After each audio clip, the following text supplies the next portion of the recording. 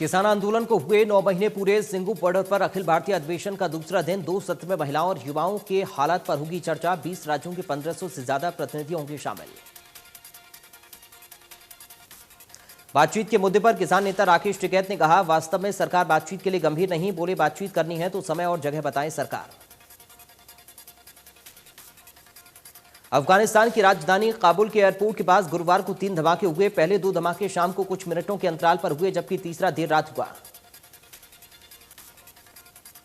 काबुल हमले को लेकर अमेरिकी राष्ट्रपति जो बाइडेन ने आतंकियों को चेताते हुए कहा कि उन्हें इन मौतों की कीमत चुकानी होगी। उन्होंने कहा, हम ये भूलेंगे नहीं, हम चुन चुनकर शिकार करेंगे।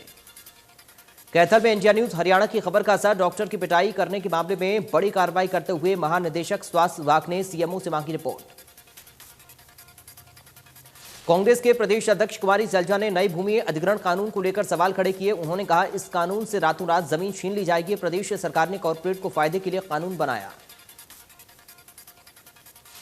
रंजीत हत्याकांड में मुख्य आरोपी डेरा प्रमुख गुरमीत राम रहीम पर आने वाले फैसले को लेकर पुलिस अलर्ट। केंद्रीय रिजर्व पुलिस बल की 2 कंपनियों को सिरसा में किया गया तैनात। गुरुग्राम में सीएनडी वेस्ट मामले में बड़ा गड़बड़झाला। सीएनडी वेस्ट के निस्तारण का कॉन्ट्रैक्ट सबलेट कर किसी दूसरी कंपनी को सौंपने पर विभागीय जांच के आदेश जारी। गरौटा में मनरेगा योजना में बड़े स्तर पर फर्जीवाड़ा किया जा रहा है। सीएम विंडो पर हुई शिकायत में आरोप लगाए हैं कि गांव समालखा में मनरेगा योजना फर्जी मजदूरों की हाजिरी, फर्जी काम और फर्जी मस्ट्रोल के जरिए चलाई जा रही है। कैथल के अस्पताल में युवक के साथ हुई मारपीट के मामले में विधायक लीला राम ने कहा कि जनता के साथ बदतमीजी बर्दाश्त नहीं की जाएगी। डॉक्टर इलाज करने के लिए होते हैं, मारपीट के लिए नहीं। वन विभाग की ओर से सोहना में करीब 6 कॉलोनियों को दिए गए तोड़फोड़ के नोटिस के बाद सैकड़ों लोगों ने अग्रसेन चौक पर किया प्रदर्शन। नारे लगाते हुए एसडीएम कार्यालय पहुंचे लोग।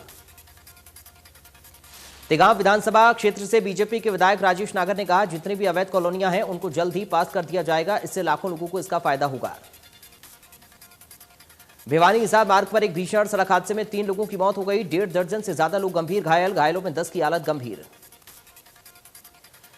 करनाल में पिस्टल के दम पर बाइक छीनने वाले 2 आरोपी करनाल पुलिस की सीआईए 1 टीम ने किए गिरफ्तार। आरोपियों के कब्जे से 2 अवैध पिस्टल, 4 जिंदा कारतूस समेत कई चीजें बरामद। अंबाला में रेलगाड़ियों में टीटी बनकर यात्रियों से पैसे वसूलने के मामले में राजकीय रेलवे पुलिस ने एक आरोपी को गिरफ्तार किया है। पकड़े गए आरोपी की पहचान ज्योति प्रकाश के रूप में हुई है। देश में फिर बढ़ने लगे कोरोना के नए केस। 24 घंटे में सामने आई 44,000 से ज्यादा नए केस। कुल मरीजों की संख्या हुई 3 करोड़ 26 लाख के पार।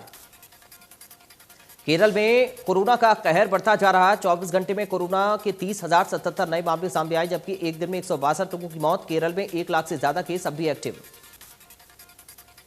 महाराष्ट्र में 24 घंटे में कोरोना के 5,108 नए केस सामने आए। एक दिन में 159 मरीजों ने तोड़ा दम। महाराष्ट्र में अब भी करीब 50,000 केस एक्टिव। दिल्ली में 24 घंटे में कोरोना के 45 नए केस मिले। एक दिन में 21 मरीज रिकवर हुए। दिल्ली में अब भी 413 केस एक्टिव।